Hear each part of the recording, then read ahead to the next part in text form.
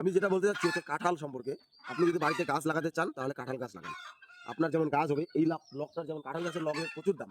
একটা যদি ভালো হলুদ লকটা যদি ভিতরে হলুদ কাটতে হয় প্রচুর দাম। আর বয়স হয়ে গেলে হয়। লকটার যেমন দাম আছে তেমনি আপনি বছর, বছর এই কাঁঠাল বিক্রি করে কিছু টাকা ইনকাম করতে পারবেন। একটা কাঁঠাল গাছ যদি হয় এইরকম আপনি ৩ থেকে ৪,০০০ টাকার কাঁঠাল বিক্রি করতে পারবেন। তো ভাবুন এরকম যদি আপনার বাড়িতে ৫ টা কাঁঠাল গাছ থেকে ৪,০০০ টাকা করে হলেও ২০,০০০ টাকার কাঁঠাল আপনি বিক্রি করতে পারবেন। এখানে আছে কোনো না আছে কোনো ইনভেস্ট, না আছে কোনো পরিশ্রম। আপনি শুধু গাছটাকে একবার বড় করুন, ব্যাস আপনার কাজ শেষ। এবার প্রত্যেক বছর আপনি সেখান থেকে আর্নিং করুন। তো গাছ লাগানো হলো আপনার বাড়িতে গাছ থাকলো, আপনি পয়সাও পাচ্ছেন।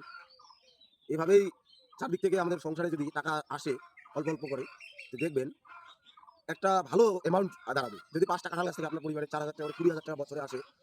প্লাস হচ্ছে আপনার আমাদের গ্রামের কি হয়?